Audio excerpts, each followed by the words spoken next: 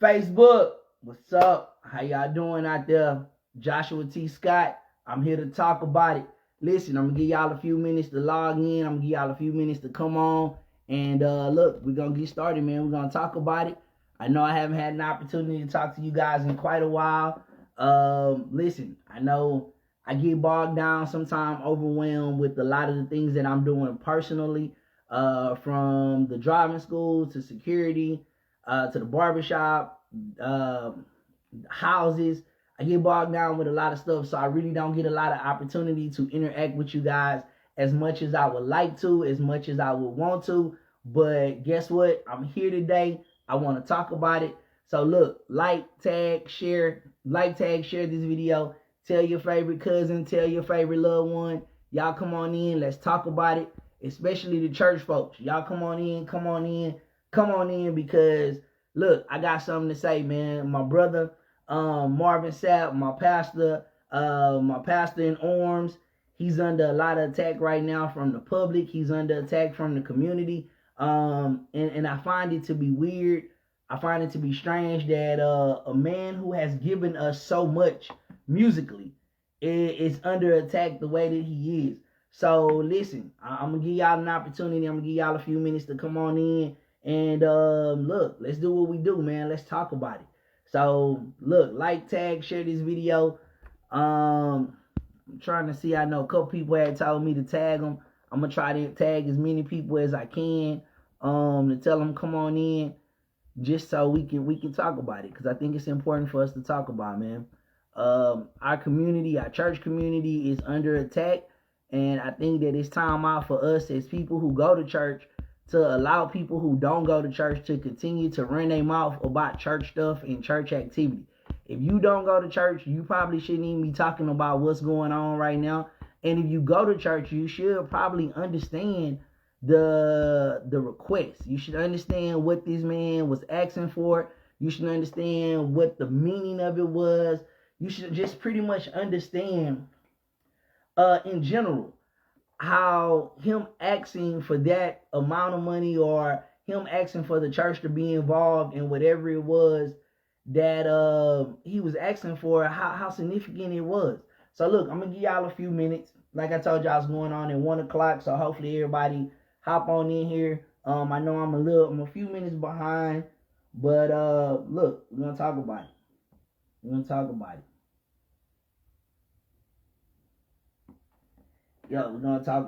So it's important for us to just kind of chit chat about it. So listen, wherever y'all at, y'all come on in.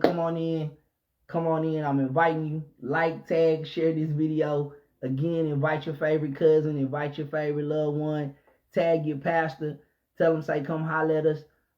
Because I want to, one, encourage them. I want to lift them up and remind them, listen, man, keep fighting the good fight. Keep doing the work of the Lord. Because at the end of the day, only what we do for God will last. And that's what I want to encourage every pastor, and I want to tell you guys that today. Only what we do for God will last. And it's important for us all to understand that. And so look, I want you to come in. And I'm telling you now, if you get on here, and I know you don't go to church, if you get on here and you know for a fact that you don't pay tithes and offering, if you get on here and you know you're not actively involved with the growth of your church, and I ain't talking about you just show up on Sunday, but I'm talking about an active participant. I listen to what I just said. If you're not an active participant in church, right now, Joshua T. Scott, I'm telling the Shade Room, shut the hell up. I'm telling TMZ, shut the hell up. Every one of these blogs that do not actively participate in church, shut the hell up, because you are talking or experiencing something that you don't even really know what you're talking about. And as a pastor, I understand the trials and tribulations. I understand the struggles of being a pastor, trying to grow a church, trying to build a ministry, trying to develop people, and people walk out on you, people disappear on you. I understand all that, and we're going to get into all that. Y'all got an hour of my time today. Listen, I'm done with my portion of payroll, so y'all got as much of my time today as y'all need. Shout out to everybody that's on already. I appreciate you guys. Brother Ron, good seeing you, man. Tiffany, what's up? How you doing? Shanita, how you doing, man? Everybody that's hopping on real quick, I appreciate you guys. Thank you so very much for just hopping on the live. I appreciate it. So listen, this is what we're talking about today. I got to get into it. So this is what we're talking about. Singer, songwriter, renowned pastor, Pastor Marvin Sapp does a sermon. Singer, songwriter, Pastor Marvin Sapp, he does a sermon. At the end of his sermon, he goes and he says, listen, this is what I need us to do. He's at the end of his sermon. He's already preached to people happy. Because I know Pastor Marvin, I follow him. If anybody know me, you know I listen to Marvin Sapp every morning. Like, this is literally how I start my morning out, with not the time, not the place. Every single morning when I get to my office, the very first thing I do is play This Is Not the Time Nor the Place. That song has gotten me through some rough days. That song has gotten me through a lot of my days. I can remember being in college, being a struggling college student. Listen to what I just said. Being a struggling college student. And I remember hearing that song echo in my mind. It's not the time nor the place to give up. It's not the time nor the place to throw in the towel. It's just not the time nor the place. You got to keep the faith. Keep moving forward. Keep going on. And that's a word in itself for somebody this morning or somebody this afternoon, wherever you listening from. Today is not the time nor the place for you to give up, for you to throw in the towel, for you to give up on God, for you to give up on your dreams, for you to give up on the things that you know are down on the inside of you. It's not the time nor the place for you to give up on it. It's time for you to just keep going. Keep pursuing your dreams. Keep pursuing your aspirations. Keep pursuing your education. Keep trying to develop your business. I know the economy is messed up. Politics messed up right now. It's a lot of things that are very bad in our country, in our world. But at the end of the day, I want to encourage 5 of you, keep pressing forward. I said all that to say, every single morning, I start my day with Marvin Sapp, It's Not the Time nor the place. So Pastor Marvin is preaching a sermon. At the end of his sermon, watch this. At the end of his sermon, after he's preached everybody happy, after he's sang everybody happy, Marvin says, listen, this is what we're going to do. We're getting ready to take up an offering. And he says, I need everybody in this place, to give $20. Say everybody in here. He says 1,000 people in here. Right at this very moment, it's 1,000 people in here. There's 1,000 people watching. We could raise $40,000. He said, what I would like to do is ask everybody to give $20. Yeah, that's what he said. He said, I want everybody to give $20. That's what he said. In addition to saying that, he goes a little bit further and he said, look, close the doors. Close the doors. Close the doors. If you've been in any Baptist church, if you've been in any Pentecostal church, if you've been in any Methodist church, you understand when it's time to give, everybody is seated, everybody is chill. You're not doing a lot of moving around. You're not doing a lot of walking. In our modern day churches, in our new non-denominational churches, you get a lot of walking because we're not all churched. We have not all been groomed. We have not all learned the church protocol. So Pastor Marvin goes on and say this. Watch what Pastor Marvin say, and I'm finna get to the nuts, to the nuts and bolts of it in a minute. I'm just waiting on a few more people to hop in on here. Man, I should have bought a water up here, but I'm gonna be all right. Look, watch this. Pastor Marvin says, close the doors. Say, shut them. Say, ushers, don't let nobody out. If you've been churched, if you grew up in church, where the church people used to wear the white gloves, you knew doggone well you don't move during offering time.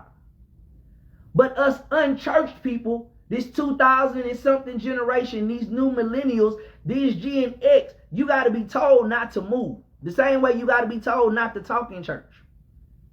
The same way you got to be told not to be on your phone excessively in church. So for the new generation, Pastor Marvin says, listen, close the doors. Close them. Close them. Close the doors of the church. Lock them. And he's being facetious when he's saying this. He's not being literal. He's being facetious when he's saying this. He said, close the doors of the church. Don't let nobody out right now. We all gonna leave at the exact same time. For those of you that's just coming in, we talking about Pastor Marvin Sapp. Everybody that's seen it. It's been on Magic 102. It's been on 97.9. I almost feel like I heard it on the Breakfast Club. Everybody want to know, why would Pastor Marvin Sapp get up and ask the church?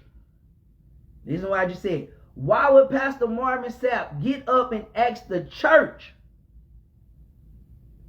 for $40,000? Now, mind you, I want to go back to what I just said. There's 1,000 people sitting in the room. There's 1,000 people sitting in the audience. There's another 1,000 people that are online. That's 2,000 people. He goes on and he say, listen, this is what we're going to do. Every person in the audience, I'm asking you for $20. That's all I'm asking you is for $20. Okay, listen, I told y'all I got 45 minutes, so I'm finna be with y'all. I'm finna break this stuff down because I've been having a great number of conversations from yesterday to today with a variety of people. I've been having a lot of conversations with a variety of people to discuss this very matter. Pastor Marvin says, I want everybody to give $20. I'm in a conversation with somebody. They say, well, Pastor Marvin shouldn't even need to raise $40,000 because he should have enough money from all the singing that he's been doing. Oh, I love when they told me that. Yeah, Pastor Marvin Sapp, I got you back. Pastor Joshua T. Scott in Houston, Texas, I got your back. How many of you have cried to This Is Not the Time Nor the Place? I know I have. Y'all know some of his biggest hits. How many of you have listened to Pastor Marvin Sapp over and over again? And as you sitting in your toilet, you sitting on your toilet, you sitting in your shower, you sitting in your car, and you crying to not the time. What song that is that he sing? Never Would Have Made It. How many of you have sat in your car and cried to Never Would Have Made It? Boo-hooing. Lord, I never would have made it. But how many of you have actually bought a Marvin Sapp CD? How many of you have actually bought a Marvin Sapp CD? How many of you have cried till He Saw the Best in Me? Y'all remember that song? I know at Humble Praise Center, if you ever came to Humble Praise Center for any length of time, especially when we was on Market Street, y'all know we used to sing that song all the time. He saw the best in me when everybody else around me could only see the worst. He saw the best. How many of you actually bought a Marvin Sapp CD? Right? So for the people who told me, well, my Pastor Marvin shouldn't even be asking for $40,000. He don't need no $40,000. How many of you have actually bought a Marvin Sapp CD to support him in his endeavors? You've cried to his songs. You've been encouraged by his songs. You've been lifted up by his songs. You went to sleep to his songs. You shouted to his songs. But how many of you have actually bought a Marvin Sapp CD? I ain't talking about from the bootleg man. I'm talking about out of Walmart when people used to buy CDs. Because when these CDs came out, they was in Walmart because that's where I got mine from. All right. So look, Pastor Marvin say, hey, close the doors of the church. We trying to raise this $40,000. We ain't going nowhere. We going to be right here because the only thing y'all going to do, y'all going to leave out of here and go out to eat.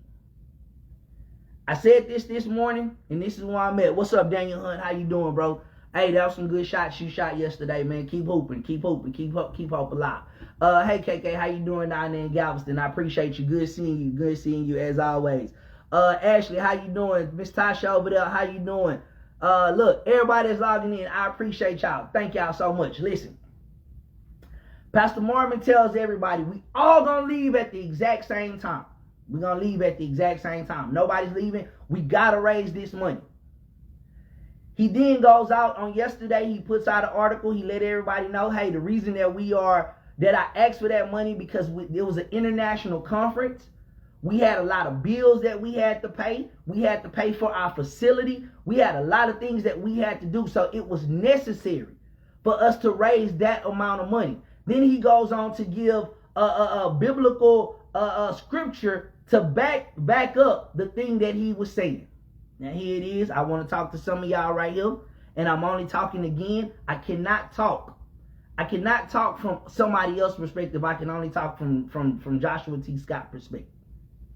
I can only talk from my perspective as a pastor. For those who don't know, I've been pastoring for over 15 years. I've been in church my whole life. Right? I've been in church my whole life. I can't remember a point in time when I wasn't in church. So I've seen the highs and the lows of church. I've seen churches be full. I've seen churches be empty. I've seen praise and worship leaders not show up because the church couldn't pay them. I've seen drummers not show up because the church couldn't pay them. The church has needs. I'm going to say this. I said this morning, and I'm unequivocally convinced on this.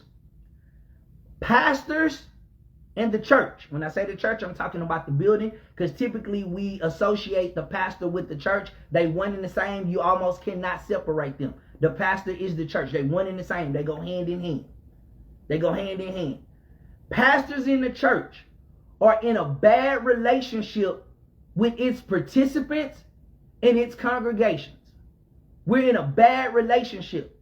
Pastors in the church are in an abusive relationship with its congregation, its congregants, its members. We are in a bad relationship. Y'all don't even understand what I'm saying, but I'm finna help you today. I told y'all, like the song say, I got time today. Yeah, I got time today. We are in a bad relationship. How do you say that, Pastor Scott? Because there are a lot of people who say they're churched. There are a lot of people who say that they love going to church. There are a lot of people who claim, I go to the Lighthouse, I go to the Loop, I go to Wheeler Avenue, I go out to Brentwood, I go to the Church Without Walls. But y'all are not actual participants in the day-to-day operation of the church. So here it is, as a pastor, you in a bad situation. And I'm going to say a couple words, because you're damned if you do and you're damned if you don't. What do I mean by that? Pastors go out of their way to help members in the congregation. Pastors go out of their way to show up for people in the congregation. They go out of their way to preach. They go out of their way to preach funerals. They go out of their way to do weddings. They go out of their way to go to the hospitals. They go out of their way to do a whole bunch of stuff. But when it's time for something to be paid in the church, when it's time for the water, the roof to be fixed, when it's time for the pipes at the church to be redone, when it's time for new chairs, when it's time to pay musicians, they asking for too much money over there, baby. I don't like going to church. I don't like going to church. They be asking for too much over there. Oh no, they asking for too much. Not understanding it is your contribution that helps the church move forward. I'm telling y'all better tag somebody.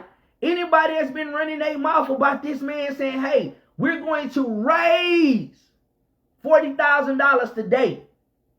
It's 1,000 people in this room, and it's 1,000 people online. Everybody just got to give $20.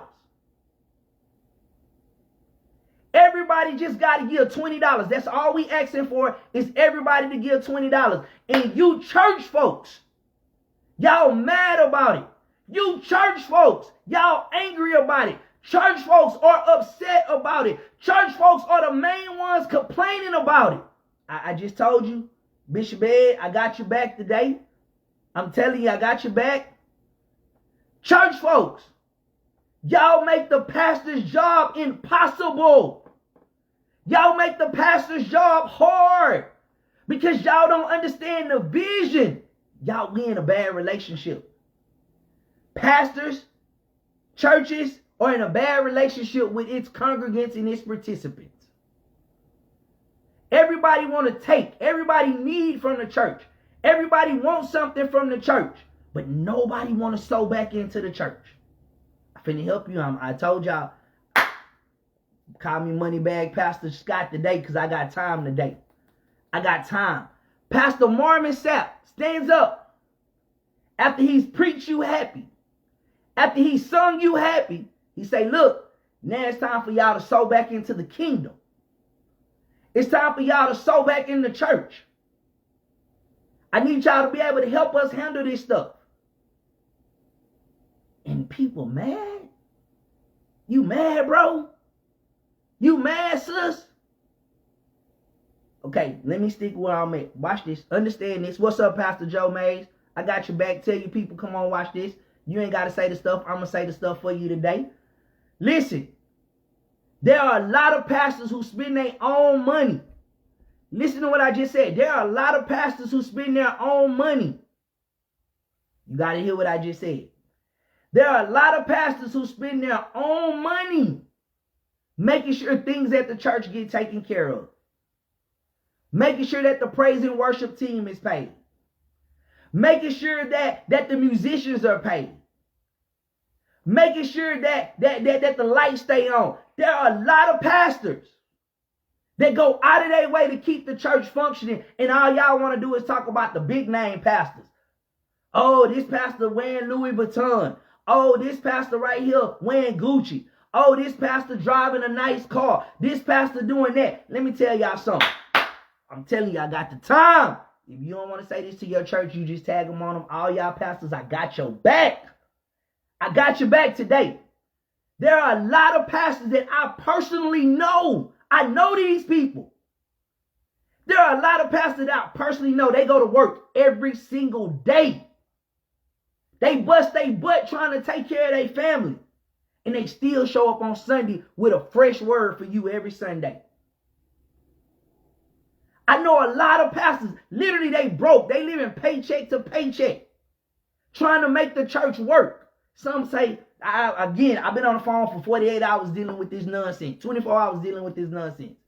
Well, ain't nobody tell them to go get a church. You don't know what God gave, assignment he gave to them.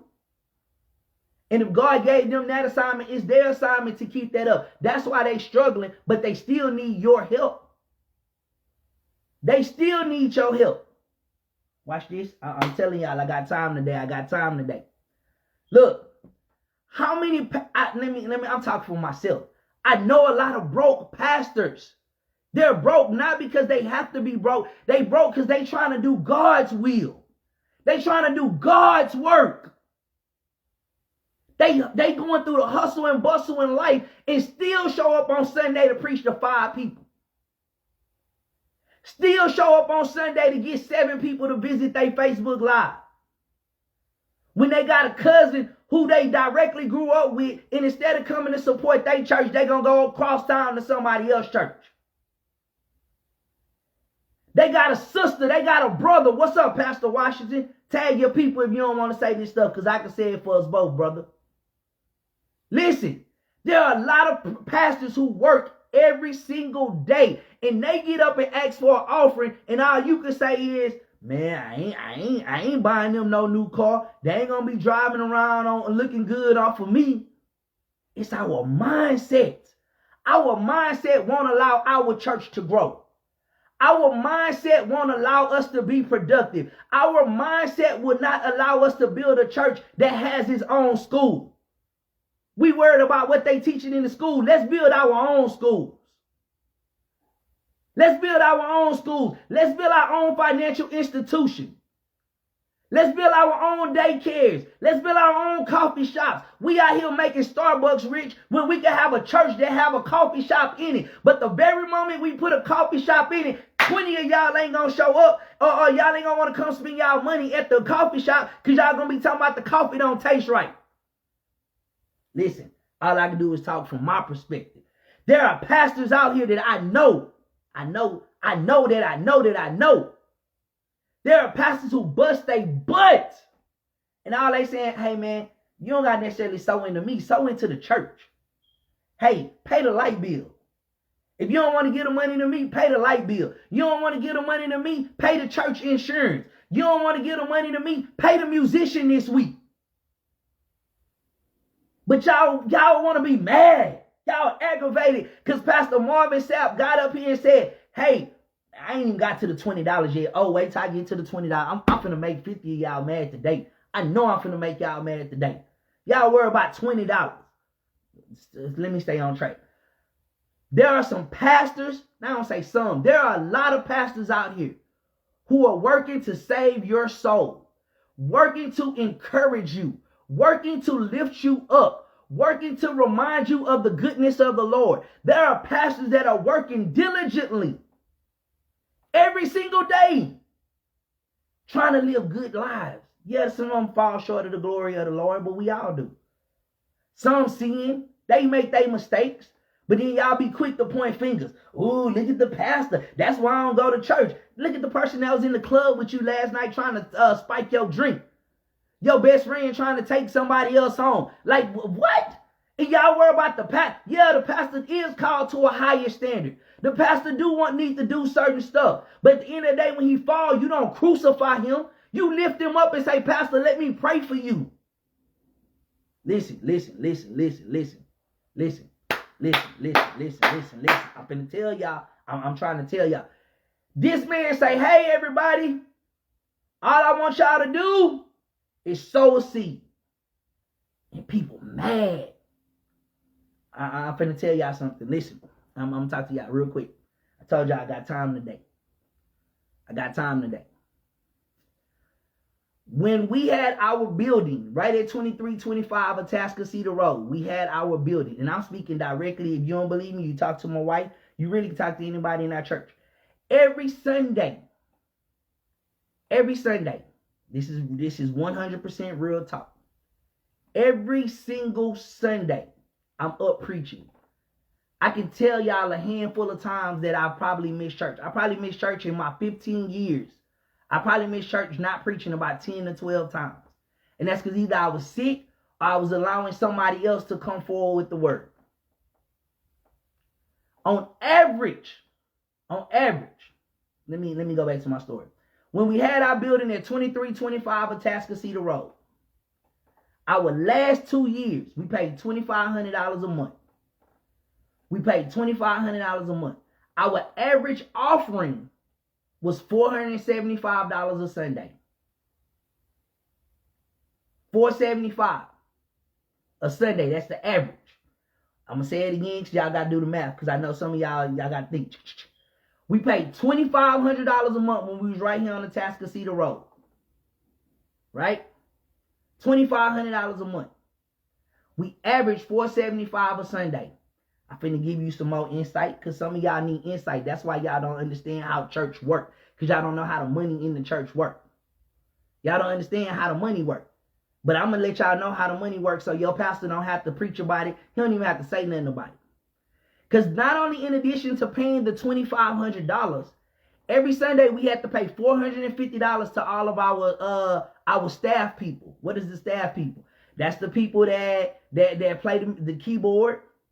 That's the drummer. Got to pay the drummer. You have to pay the singers. All of those people, that again, that's more money.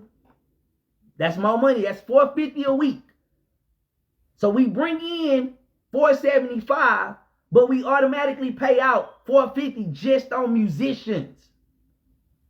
Just on musicians. And I got a little church. I got a baby church. I got a little small congregation. 25 people, maybe at the most 30. Right? So imagine at your church, at Pastor Keon Church,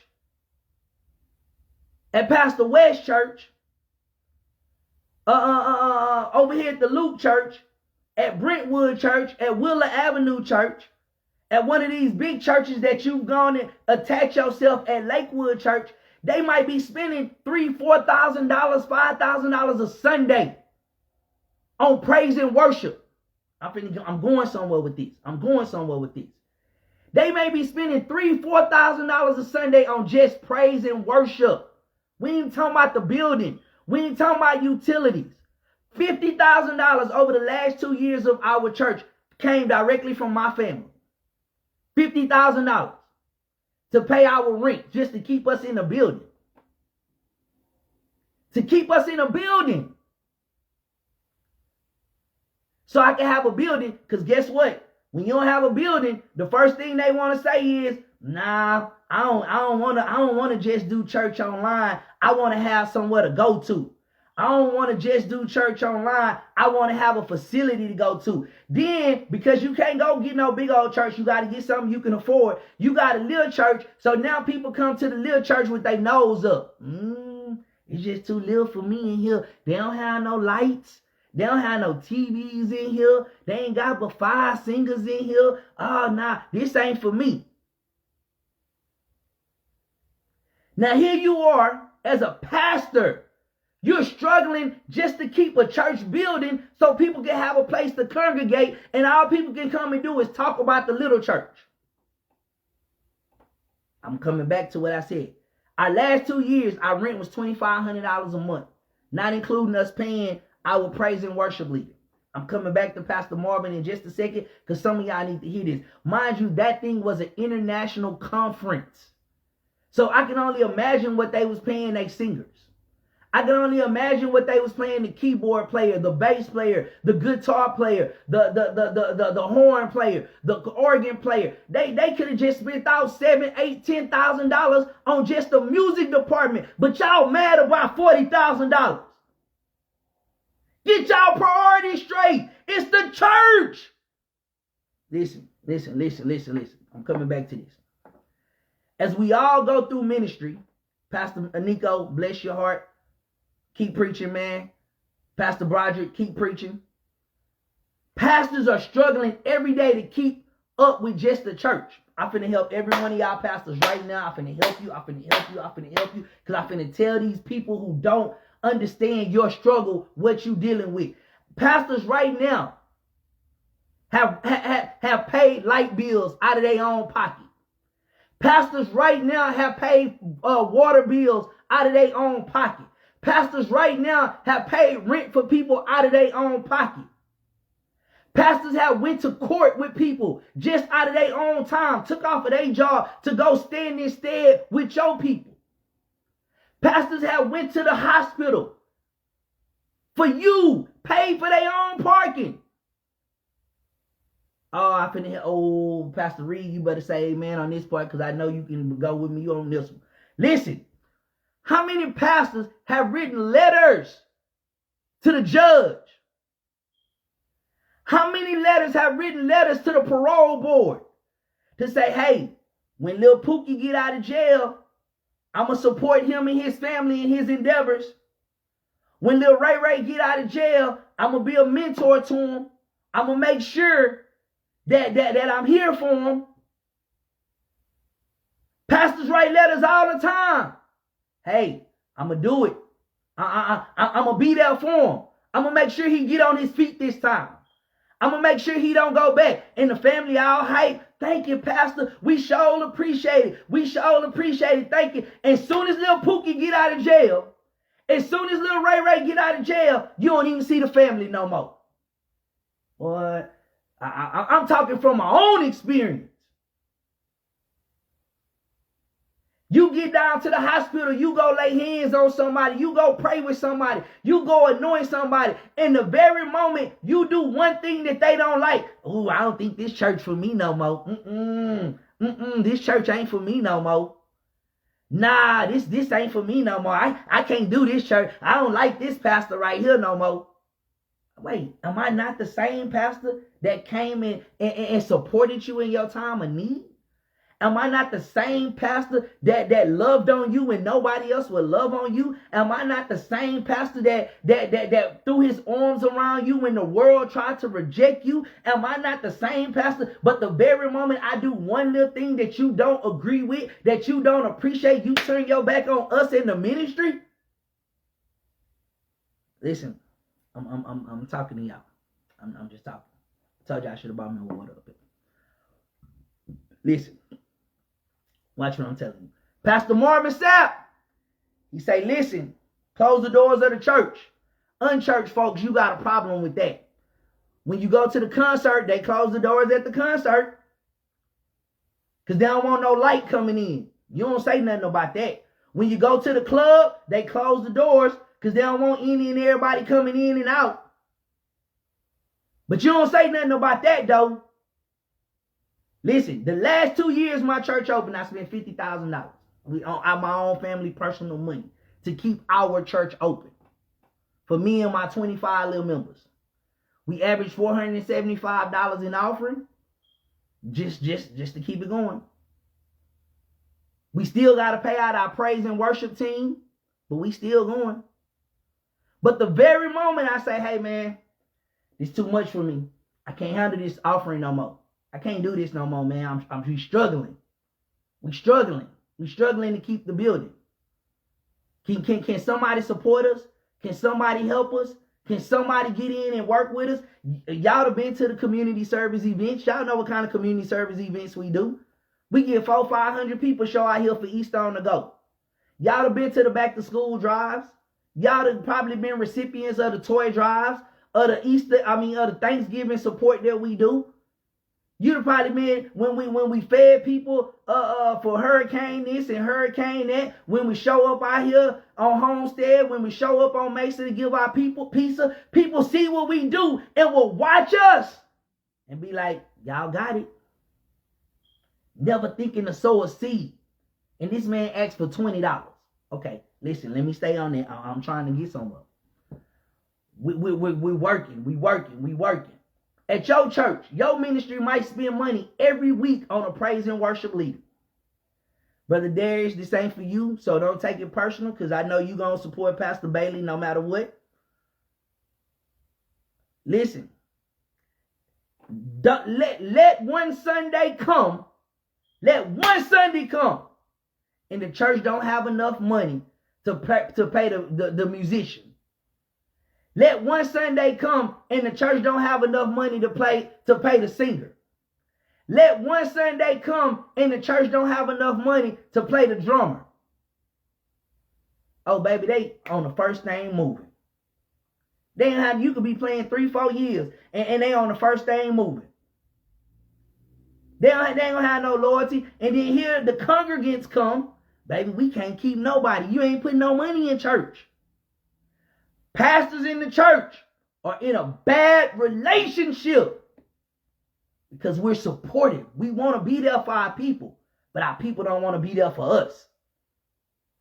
You got to make up in your mind. Either you with us or you against us. That's what the reality is. I'm going somewhere. Preachers, I told y'all just tag your people. You ain't got to say this stuff. There are pastors out here working every day trying to stay afloat. There are pastors that are drowning mentally, that are drowning emotionally. Whether y'all know it or not, it's a church that closes every single week.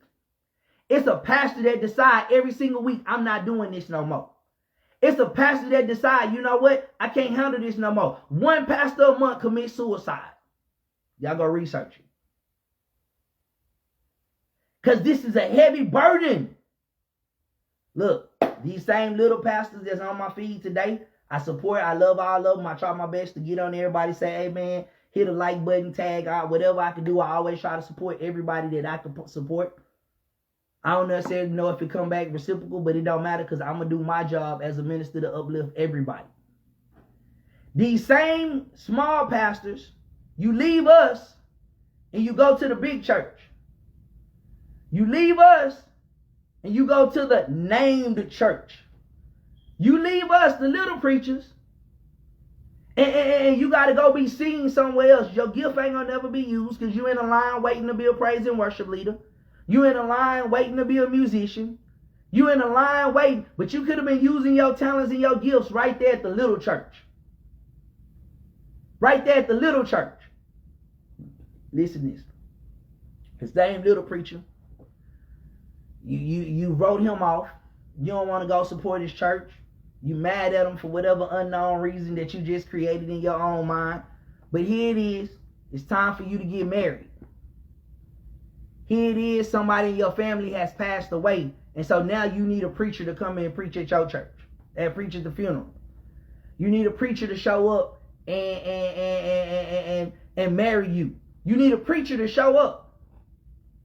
So the same preacher that you don't support on Sunday, The same preacher that you won't put no money in their offering, the same preacher when they go preach at another church, you won't even come and support them. But now you need them to come and preach at your family funeral. And because I know wonderful guys like Pastor Reed, Pastor Ed, Pastor Nico, who else I just seen on here? Who else I just seen on here? I just seen a couple more people pop in a few minutes ago. Anyway, you see one of these pastors that have supported you, right? Now you need them. Hey, so-and-so passed away, and we just wanted to know if there's any way possible you will be able to do the funeral for us. 95% of the time, they ain't gonna say no because they got genuine love for you. But watch this. They got genuine love for you. So they ain't gonna say no. Let me speak from my own experience. Prior to the last 3 years, you call me for anything, I'm gonna show up. Whether you was paying me or not, I'm gonna show up. Whether you was paying me or not, call me on the line, boy. Pastor Scott, preach a funeral in a minute. I don't care if it's at the grave site. I don't care if it's at the funeral home. I don't care if it's at a big church, a little church, a big funeral, a little funeral. You call me. 311, call my line. I used to love to go preach at a funeral for nothing. Just let me go.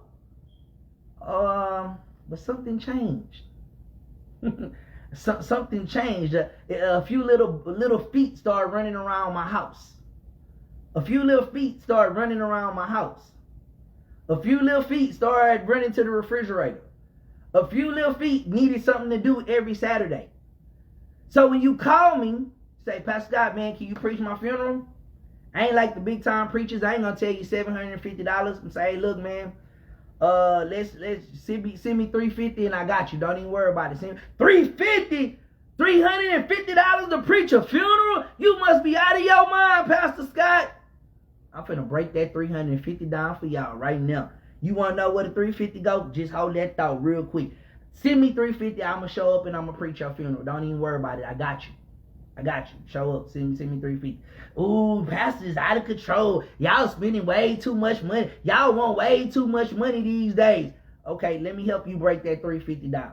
Number one, I gotta stop my Saturday to come and be a part of your homegoing service.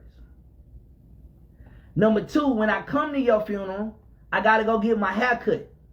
I know I own the barbershop, 2325 Atascocita Road. Varsity Cut. That's a shameless plug, but I gotta put it in there because I gotta go get a haircut because I want to look good when I show up for your family. Because if I don't look good, the first thing y'all gonna be doing is, why Pastor showed up here without a haircut, with all that hair all over his face like that?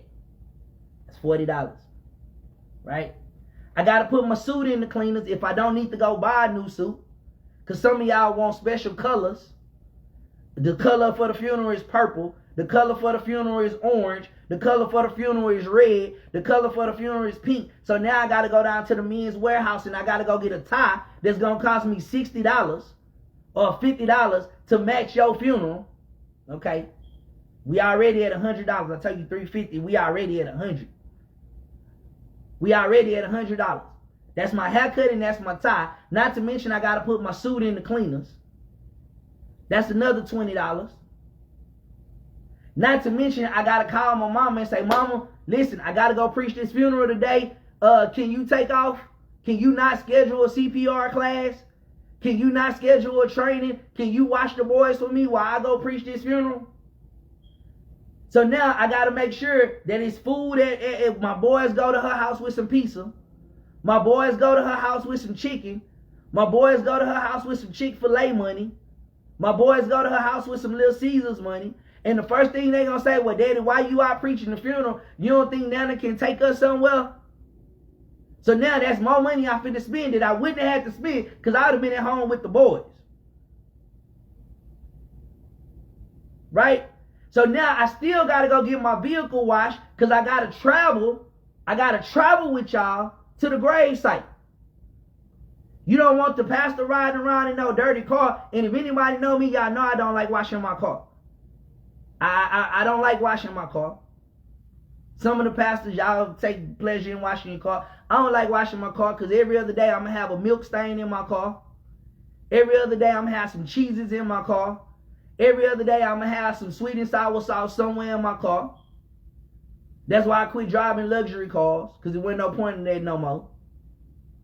Right? Because I got boys that's just messing up my car. But I say all that to say, when a pastor tell you an amount for him to come and preach your funeral, you shouldn't look at him like he's a problem. You shouldn't look at him like he's doing you a disservice. You should look like you sowing a seed for him to come and put your family to rest in a nice manner. That's what your money going to. Your money ain't going to his house, no. Let alone don't need his wife to have to come to the funeral with you, with him. Because if his wife got to come to the funeral with him, then she got to go get her hair done. She got to go get her nails done. Same thing on the opposite side. If you call and say, Pastor, I need you to come and marry me. Yeah, it's going to be $350. That's too much money to be marrying somebody. I can go to the courthouse and get it done for free. Go to the courthouse and get it done for free. You ain't doing us as a pastor no disservice. Because again, got to go through the same routine. I got to get prepared for your wedding. Listen, I'm just trying to communicate with y'all. Churches and pastors are in a bad relationship. We're in a bad relationship. And what I'm trying to communicate to you is you need to be a better partner. You need to be a better partner and understand if the pastor is asking, if the proof is in the pudding, if the work shows up, if the thing that he's telling y'all he do all the time, you should be able to trust him and know that God is giving him a vision. Look, I'm back to Marvin Sapp. Here we go. Pastor Sapp say, hey, open up, close the doors. I got 10 minutes. He say, close the doors to the church. Don't let nobody out. We trying to raise $40,000. We got 1,000 people in here. We got 1,000 people online. All we need is $20 from everybody. That's all we need is $20. That's what he's asking for. Pastor Marvin Sapp. Man, what's up, Will? How you doing, bro? That's my old college roommate, man. We had a lot of good days together. Congratulations on the wedding again, man. Love you. A lot of good times in our life. Listen, Pastor Marvin Sapp. Say, close the doors. Here we are because we're unchurched. Because we don't know church protocol. For one, it's a safety measure. Y'all seen that movie with Ice Cube when they broke into the church and tried to go steal the offering? Y'all don't remember that movie? I think it was Sunday. Some Sunday. I don't remember the name of the movie, but it was something with a Sunday. Ice Cube and them broke into the church and wanted to hold everybody hostage. He said, close the doors of the church. Safety measures. So the goons, so the hit squad ain't going to be able to come in here. Ushers, hold the door. Don't let nobody out, because for safety measures, we ain't got people going in and out. But at the same time, we're all going to lead together. Here you go. And I'm bringing it back to Humble Praise Center because that's the only place I can directly talk to. Any given Sunday, I can have 300 views. 300 views. That means everybody ain't tuning in at the same time. Throughout the day, throughout the week, I'm going to have 300 views. By Wednesday, I'm going to have 300 views watching our church service. In an actual live service, we can have anywhere from 17 to 25 people on any given Sunday. Brother Ron gonna sing his heart out. He gonna sing to the best of his ability. Minister Newell gonna pray to the best of her ability. I'm gonna preach to the best of my ability. But when offering time come, you better listen to what I'm about to say. When offering time come, I can have 17 to 25 people. But when offering time come, I say, hey, it's offering time. Let's read Malachi 3 and 10. Bring ye all the tithes into the storehouse, that there might be meat in my house. And prove me now herewith, saith the Lord of hosts, if I will not open up the windows of heaven and pour you out blessings where they don't have room enough to receive. By the time I get to the end of that, again, I got 17 to 25. By the time I get to the end of that, I got 7 people online. You killing me. I got 7 people. If I can tell Facebook, close the doors of Facebook. Facebook, close the doors of the church. Because I don't want these people. They just got spiritually fed. They just heard the word. They just been sang to. They just been lifted up in praise and worship. They just been prayed over. Now when it's time to sow back into the church, everybody got to go. See you, and I wouldn't want to be you. Now everybody got to go. Everybody got to go. Everybody got something to do. Everybody got something to do. Again, I can speak for me. When it's time to give, when I'm preaching, I got 17 to 25 people watching me every Sunday. By the end of Wednesday, I got 300 views. I got 300 people that to win and watch my live. But when it's time to give, I got 7 people watching. And it's the same 7 people. We lucky. Listen to what I just said. We're lucky. I don't want to say lucky. Let me say we're blessed if we get $350 a Sunday. My little church with my 25 people. We're lucky if we get $350 a Sunday. We're lucky if we get $350 a Sunday. I'm going to say this again. Y'all worry about what the pastors drive. Y'all worry about what the pastors wear. Y'all worried about what the pastors live in. I'm telling you, from an humble praise center perspective, we're blessed if we get $350. Because we have rotational givers, because everybody get paid every other week. So there's certain people who pay this week, they ain't gonna pay next week. So we hoping that somebody else gonna fill in the gap. Then we hoping somebody else gonna fill in the gap. It took us 3 months to get enough money to buy an iPad. One gonna say, well, Pastor Scott, you should have been able to go buy that iPad. Y'all missed what I just said 20 minutes ago. The last 2 years of our church, I spent $50,000 of my own family money to keep our church doors open. Just to keep our church doors open. It took us 3 months to raise money to get an iPad. Y'all not hearing me? Y'all don't understand. It takes money to run a church. It takes money to grow a church. It takes money to invest in the media ministry. It takes money to invest in the sound. It takes money to bring singers in. It takes money to bring a keyboard player in. It takes money. The same way it takes money to run your household.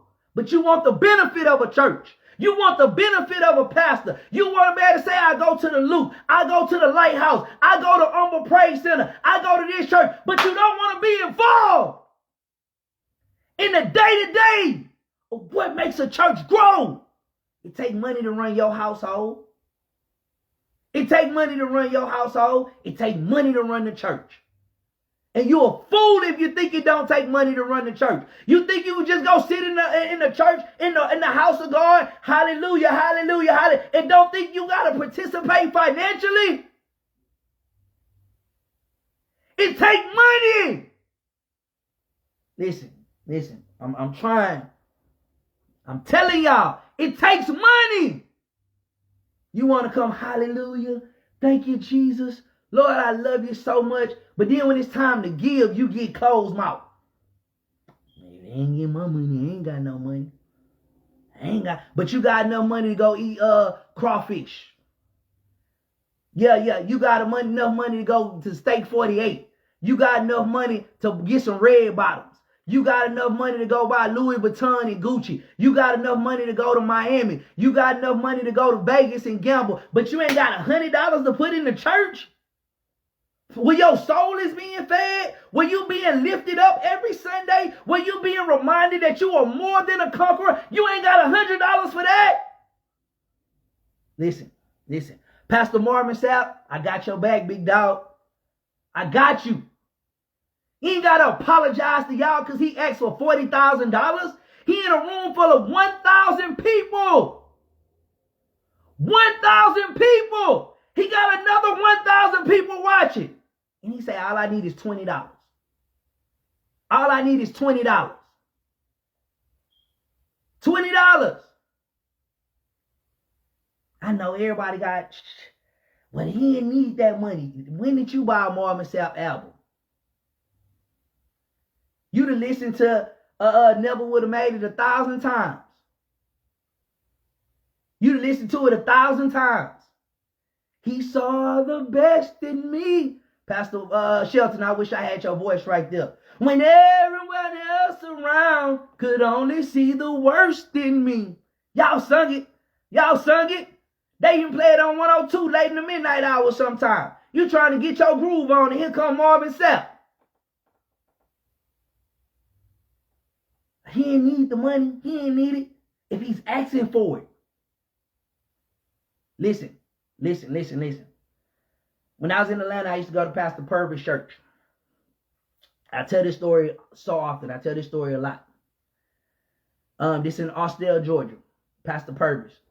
Man, I really look up to Pastor Purvis. I love Pastor Purvis. A lot of what I do at Humble Praise Center is from that church, Pastor Purvis.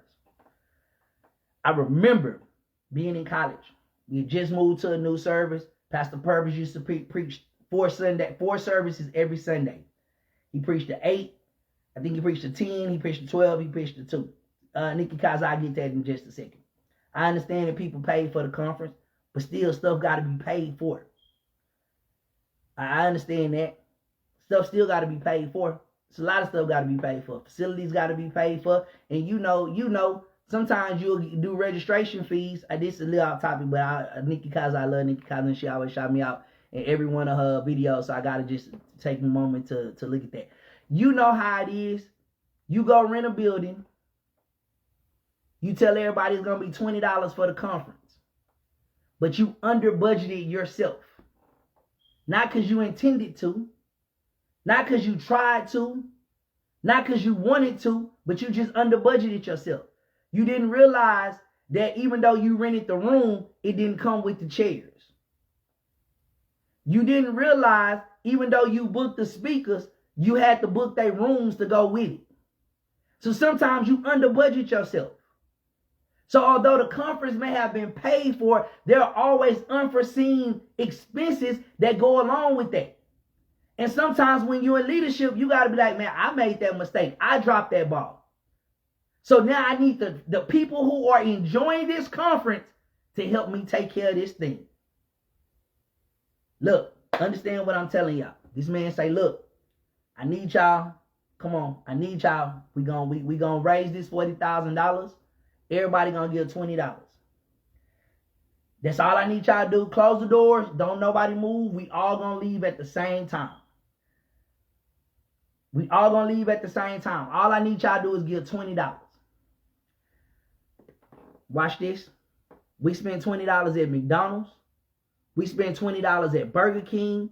We spend $20 at that one place. We spend $20 on a haircut. We spend $20 on prize picks. We spend $20 at the store when we go buy lottery tickets. We spend $20 when we stop in the store and the machine look like it's hot and you put your $20 in there. You spend $20 there. Some of y'all spend $20 on OnlyFans. Some of y'all spend $20 on video games. Some of y'all spend $20 on everything. But the idea that the church asks you for $20, you offended. You offended. The idea that the church asks you for $20, you offended. Wake up. This is the church where you get blessed every Sunday. This is the church where you get uplifted. This is the church that reminds you that you can do all things through Christ Jesus. This is the church that reminds you, greater is he that lives in you than he that's in the world. This is the church. This is the pastor speaking directly to you. And 80% of the people on this live can agree right now. There are some Sundays when you go to church and you say to yourself, man, I know the pastor was speaking directly to me. I know the pastor speaking directly to me. And you can't give $20? Look, pastors and the church are in a bad relationship. We're in a bad relationship. We're in a bad relationship. Listen to what I'm about to tell you. Understand this. Understand this. Watch this. Some of y'all are in bad relationships in y'all house. Some of y'all have in bad relationships in y'all house, and that's why the church thing is difficult for you to understand. A lot of people want to use the church. And this is the best analogy I can give y'all. I wish I had a better analogy, but I'm from Homestead. So listen, sometimes Homestead just come out of me. I kick it in the Morehouse in just a few minutes. But look, this is the best analogy I can give y'all. Some of us are in bad relationships in our life. We're in bad relationships in our life. Right? And it's almost as if the church is the mother who's trying to make it work. The church is the mother who's trying to always do everything for the kids. The church is the mother that always show up. And every now and then the baby daddy pops in. And he pops in with one agenda, and it's really just to hook back up because he needs something. Some of us, we got spiritual needs. We got emotional needs that the church help us with. We get in, we get what we want, and then we disappear. We know where to be found for weeks at a time. The man say, look, so all I need y'all to do is give $20. We got stuff we got to handle. We gonna give $20. $20. That's all I'm telling y'all to do. Give $20. Not $100. Not $5,000. Not $1 million. He say, I just need you to give $20. You was gonna give an offering when you go to church. One thing about Jessie Reed Thurman, she always made sure we had an offering, and that might be what's wrong with some of our churches. Our grandmothers too busy being glam mothers that they don't make sure that we have the things that we supposed to have nowadays. We so busy being cute. My grandmother Jessie B. Thurman made sure when I went into church, she made sure. Here go $1, you're going to put something in church. Everybody should go to church intending to put something in church. Jessie B. Thurman, you're going to have $1, you're going to have a quarter, you're going to have 50 cents. You're going to have something because I know after church you're going to ask me to go to the church store.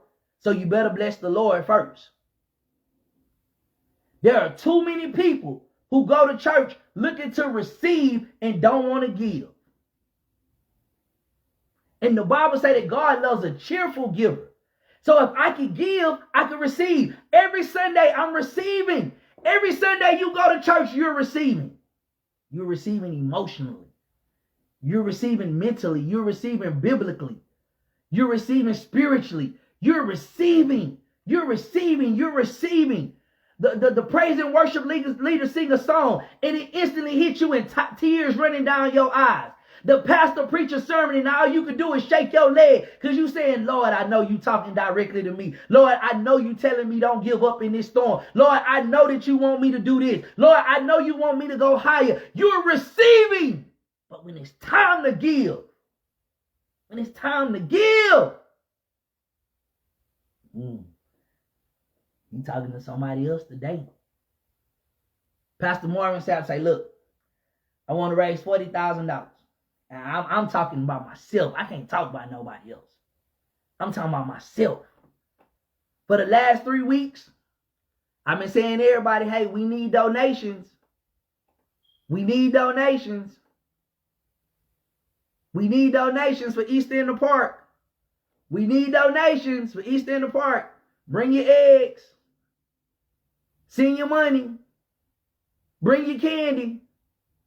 Support what we're trying to do. Anybody that have seen anything that I've done, especially East End Park over the last 5 years, it only gets bigger. It gets bigger and bigger and bigger, but I steady got to beg. Hey, y'all, bring the candy. Hey, y'all, bring the eggs. Hey, y'all, bring the baskets. I'm steady begging. Please, please, please bring it. Please, please, please. Please bring it. Please bring it. So y'all don't want to give $20, nor do y'all want to give a $5 bag of candy to help the community. And then you wonder why you not blessed. You wonder why God is tight on your blessings.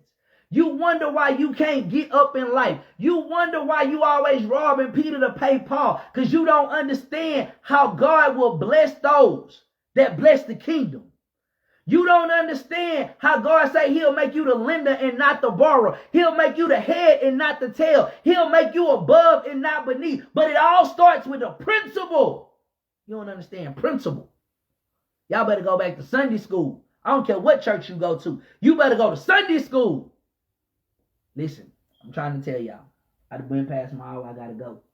I gotta go. Look, what I'm trying to tell y'all is this. If you don't go to church, TMZ, Shade Room, everybody on Facebook, Pastor Scott is telling you shut the hell up. Shut the hell up. If you don't go to church, if you're not actively involved with the church, if you don't put money in church every Sunday, you don't understand the affairs that it takes to run a church. You don't understand how much money it takes to run a church. The choir leader got to get paid. The drummer got to get paid. The organ player got to get paid. The keyboard player got to get paid. The church operations person got to get paid. The light bill got to get paid. The water bill got to be paid. There are bills that are attached to the church. Why y'all don't understand that, I don't know. There are bills that are attached to the church. But you know what? The reality is some of y'all don't pay bills at your house. Some of y'all let sorry people lay up on you and they don't pay no bills, so they don't understand bills and they don't understand why you got to put money in the church. I'm trying to talk to y'all. The church has needs. There are needs. Listen to what I just said. There are needs at the church. It ain't about the pastor. It ain't about the pastor. It ain't about the pastor. It's about the church. The church has needs. People go. You go sit down in these big old Wheeler Avenues. You go sit down in the Loop. You go sit down at this church. You go sit down at Joel Osteen Church. You go sit down wherever you go sit down at, and you enjoy all of that. Not realizing somebody had to pay for that. Money had to come from somewhere. Money had to come from somewhere. Say, well, because this has been in some of my 24-hour conversation. People don't understand about offering. People don't understand about giving money. People don't understand. Listen, I'm gonna tell y'all this. This is real story. Lady Scott can attest to this. I know multiple people, and I ain't talking about over a 1 year, 2 year, 3 year, 4 year time period. I know a lot of people that have listened to me preach on tithes and offering. A lot of people have listened to me preach on tithe and offering. A lot of people have listened to me preach on sowing the seed. A lot of people have listened to me preach. And I only know about it until months later, weeks later, whatever. We'll be out somewhere in public. And they'll come to me and say, man, Pastor Scott, I listened to you preach that sermon on tithes and offering. And man, I wrote a check to Lakewood Church. And God opened up the door and I got that raise. And I'm saying, whoa, look at God. But in the back of my mind, I'm saying, if you heard me preach the sermon, why you ain't sowed the seed at our church? I know a president of Chase Bank right now. I literally know a president of Chase Bank right now. Right now. They say, Pastor Scott, I heard you preach that sermon, man.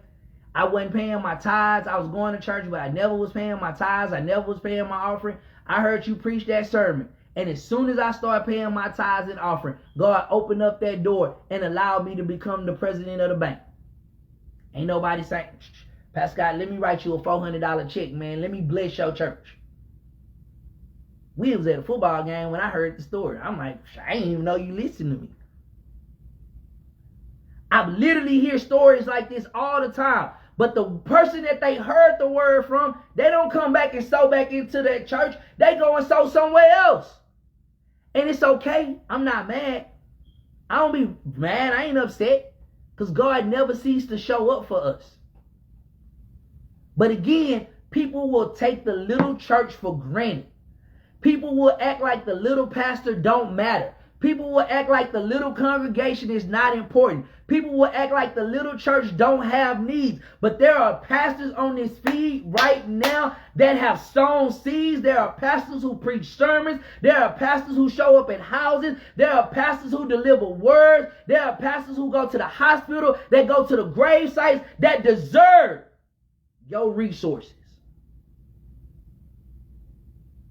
That deserve you to take them seriously. That deserve your support. That deserve you getting behind them. And again, we talking about $20.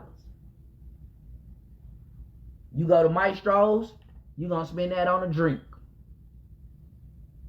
You go to Benihana's, you're going to spend that on some sushi. You go to the mall, you're going to spend that, in my case, you're going to spend that on a Cinnabon and a slushie. If you got kids, you're going to go and get you a $13 bill at McDonald's, and everybody going to be able to get a sweet tea and an apple pie, and there go your $20. $20. We are mad. We are frustrated. We upset that this man said, hey, everybody give $20. We're going to raise this $40,000. You say, well, I didn't like the way that he did it. You don't like the way nobody do nothing. You don't like the way nobody do nothing. If it was up to you, we wouldn't. You don't like the way nobody do nothing. You always mad. But it's because you got to check yourself. Listen, pastors work hard. Not every pastor is driving a Benz. Not every pastor is driving a McLaren. Not every pastor is driving a Mercedes. A Porsche. Not every pastor is driving a Navigator. Not every pastor is driving a Cadillac. There are some pastors that are just driving whatever they can drive and hoping to get to church on Sunday morning to give you a word from the Lord. So, as a church community, we got to stop laughing at everything.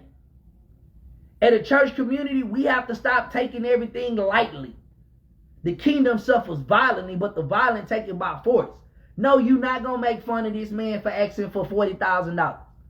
Not as far as I'm concerned. You're not going to make fun of this man. There are pastors right now who need $40,000 to fix their roof. There are pastors right now that need $40,000 because they need brand new chairs in the church. Because every time you go to the church, all you want to do is talk about how messed up the benches are. But you ain't going to sow no seed. You ain't going to put no money in church because you got your nose up. You looking down at somebody. But them same pastors that you look down at are the very pastors you going to call when it's time for the funeral to be preached. When it's time for you to get married. When it's time for Junebug to get ready to get out of jail and you need to get a letter wrote for him from a pastor. Those are the same pastors that show up for you. So the way that they show up for you, you got to show up for them. I'm just trying to tell y'all, listen, at the end of the day, was Pastor Marvin Sapp wrong for asking for $40? No. Heck no. Hell no. Absolutely no. Because guess what? Every day, Starbucks asks you for $20. Guess what? Max subscription asks you for $20. Netflix asks you for $20. Hulu asks you for $20. Disney asks you for $20. ESPN Plus asks you for $20. Sonics asks you for $20. The gas station asks you for $20. Your baby daddy asks you for $20. Your baby mama asks you for $20. Your kids ask you for $20. Listen, I'm trying to tell y'all. Sow a seed and watch how you be blessed. Sow a seed and watch how you be blessed. This is my last story and I'm leaving y'all alone. I gotta go because I gotta get back to work. A couple years ago, 13, 14 years ago, Cash App is $ Humble Praise Center TX. Cash App $ Humble Praise Center TX. Humble Praise Center TX. 15, 16 years ago. I don't remember how long ago it was. Jamal Bryant. Jamal Bryant, Morehouse alum, one of my favorite preachers. Politically, he's always involved. Spiritually, he's always involved. I truly believe in him as a pastor. I believe in him as a visionary. I cannot express the admiration that I have for Pastor Jamal Bryant. Jamal Bryant is here preaching in Houston. Jamal Bryant is preaching here in Houston. At that particular time, this was 2005, 2006 sometime. Jamal Bryant is preaching here in Houston. And as Jamal Bryant is preaching here in Houston, Jamal Bryant say, listen, let me give a little backstory. I'm trying to get out, but let me give y'all a little context. I quit my job from Smiley High School. I'm 23, 24 years old, somewhere in that time period. I'm making a pretty decent salary. I'm making $40,000 a year. But I made it up in my mind. I say $40,000 wasn't enough for me. I knew I wanted to go bigger. I wanted to go higher. I quit my job and I jumped in directly into the educational field with tutoring and after school programs. We do our application. And once we do our application, we're approved. So after we get approved, I quit the job because I know at this point I'm getting ready to. I'm not just doing tutoring in North Forest. I'm not just doing after school in North Forest. I'm doing after school everywhere once I get this approval. We get approved. I'm excited. I'm happy. I'm telling everybody, hey, I'm coming. Y'all better watch me. I'm gonna be the youngest. I'm gonna be the youngest person in Texas tutoring all over the state of Texas. We get an email from the state. They say, hey, listen, you're approved. Your application is approved. You good to go. They say, but the problem is we do training. You have to come to a training in order to start. Now, mind you, at this point, I've already quit my job because I'm approved. So I'm thinking I'm ready to go. But they say, look, you got to come to training. They say, but the problem is we only do training once a year. Oh, man, this blows my mind, right? Understand, this blows my mind. So I've gotten approved to be a Texas statewide tutor. I quit my job because I'm thinking I'm finna blow up. But they say you approved, but you can't start until August because you haven't been to training. I'm saying, oh Lord, what kind of situation I'm in? Pastor Jamal Bryant preaches at a church. I can't think of the name of the church right now, but I see the pastor clear as day. Light-skinned man right here off of Little York and 45. I can't think of the name of the church, but I can see him clear as day. I just can't think of his name right now. Pastor Jamal Bryant is preaching at the church. When Pastor Jamal Bryant get through preaching his sermon, he say, listen, this is what I need for y'all to do. He say, I'm asking y'all, for those of you who can, I'm asking you to sow a $1,000 seed. He said, I want you to sow a $1,000 seed. He said, if you sow this $1,000 seed, whatever you've been praying about, whatever you've been asking God about, God is going to unlock it. I look at Veronique, who's not my wife at that time. She's not my wife at that time. She my road dog. She's my business partner. She my going to get nachos and snow cones. We thick and thin. We right here. We getting ready to make everything official. We locked in. She ain't my wife yet, but we locked in. We locked in. But she go to church. Wherever I go, she go with me, just like she do now. Right? I look at her. I say, hey, man, I really feel like God telling me to go and write this $1,000 check. She say, well, if he's telling you to do it, go and do it. I don't know if you got the money, but you need to go and do it. Because mind you, I just quit my job. So I don't know if I really should write this $1,000 check. But I say, man, look, I'm going to go ahead and write this $1,000 check because I really feel like, I really feel like this is what God telling me to do. Jamal Bryant say, look, God is going to unlock. Jamal Bryant, who's the pastor of New Birth right now in Atlanta, Georgia. At the time, he was a pastor in Baltimore. He say, come on up, bring your check, I'm going to pray for you. I say, all right, BB. She went VBSD and she just VB. I say, all right, come on, BB. I'm going to go and write the check. I write the check. I take the check up there. Mind you, I just quit my job. So my money going to get thin in a minute because I really ain't got nothing to fall back on because I'm approved, but I haven't been in training. Write the check. I go up there. Jamal Bryan, pray for me. Cool. I go and sit back down. I say, Lord, it's in your hands. I'm stepping out on faith. Faith without works is absolutely dead, but I trust you, and I believe that I'm sowing my seed in good and fertile ground.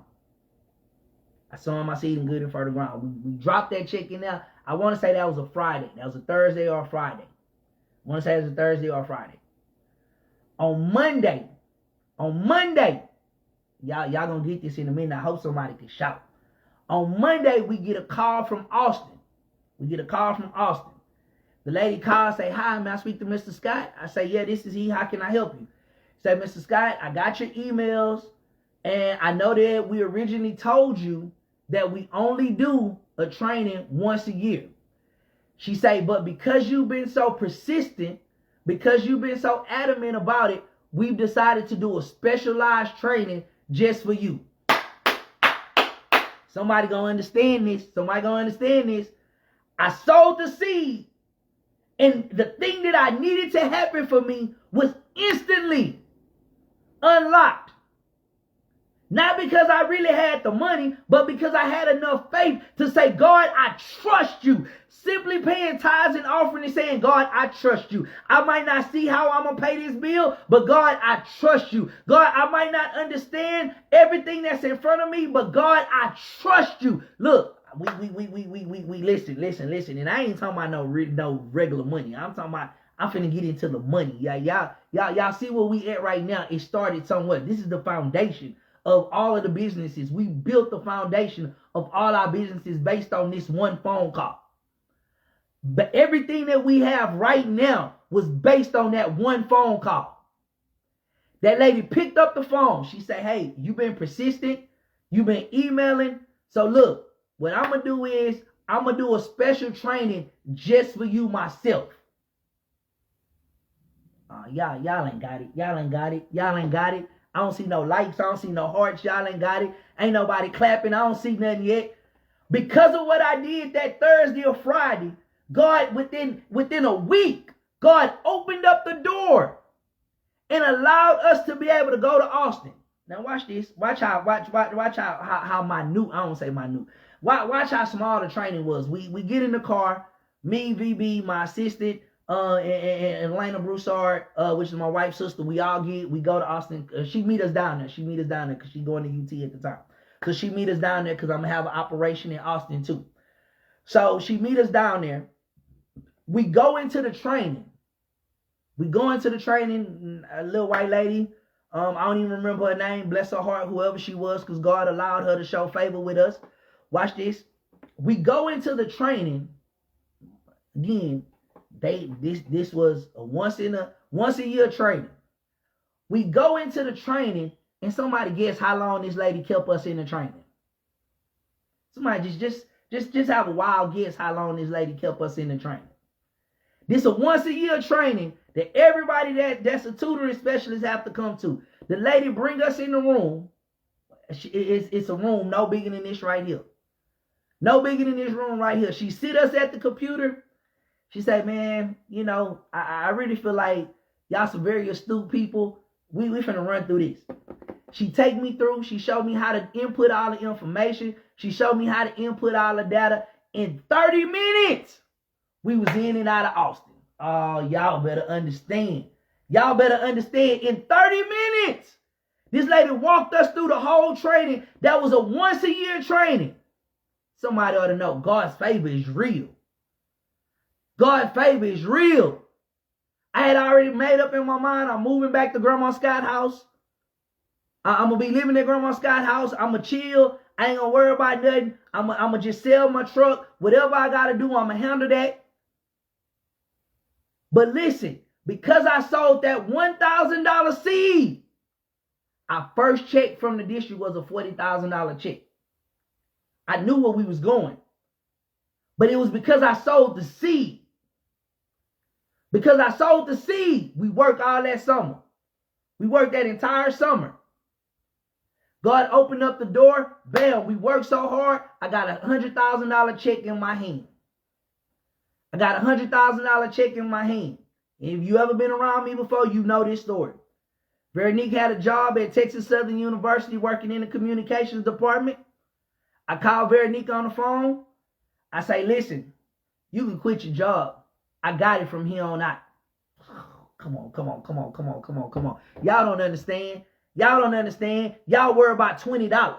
Y'all worry about $20. But I dare you get that $20. I dare you get at $50. I dare you get at $100 and watch how God will unlock his unmerited favor on your life. I dare you give whatever it is that you want to give, whether it's at my church, whether it's at the Loop, whether it's at the Lighthouse, whether it's at Brentwood, whether it's at the Church Without Walls, whether it's at the Houston Lighthouse Trinity Church. I dare you just begin to sow a seed and watch how God will open up your door. The empire that we sit on right now was based on a $1,000 check. On a $1,000 check. Because we trusted God enough to know if I just sow this seed, I know God finna open up some doors for us. All I'm trying to tell y'all crying about the $20. Somebody ought to be happy about the $20. Because the $20 that you give is getting ready to, God is finna bless your business. The $20 you getting ready to give, God is finna open up the door for your kid to get a new job. The $20 you gonna give, God finna send that scholarship that you've been praying about. The $20 that you finna give, gonna open up your opportunity to get in line for the kidney that you've been praying about. The liver that you've been praying about. The opportunity to give is an opportunity for God to bless you. Because when you give, he's going to open up the windows. I wasn't even trying to preach. I was just trying to be aggravated and mad, but I'm finna preach to y'all. He's not going to open up a door, because in any house, it's only two doors. It's a front door and a back door. But when you live in a house, you know it's multiple windows. It's 10 to 15 windows in every single house. And when God opened up the windows, it's going to be a blessing coming out the side window, out the right window, out the front window, out the back window, out of the downstairs window. Every window is going to be open, and your blessing is going to be set free because you understood how to give. Y'all mad about $20. You ought to be excited about $20, because I'm telling you that $20 is getting ready to unlock some stuff for you. That $20 is getting ready to open up some doors for you. Some doors that man can't even close. Some blessings that man can't even block. Some opportunities that man can't turn down. There are some things that are getting ready to happen. Because you understand, it ain't about the $20. It's about the opportunity to be a blessing to the kingdom. All I'm trying to tell y'all, you better understand, quit letting people attack your church. Quit letting people attack your God. You better understand, reaping and sowing is a real principle, and that we cannot beat God given. The more that we give to him, the more that he gives back to you. I love y'all. Y'all have a blessed week. Listen, Brother Marvin Sapp, I got you, big dog. You need to take up $40,000 more, because it's 400,000 more blessings that's going to be let loose when the blessings begin to flow. Y'all have a good week, man. I got to get back to work.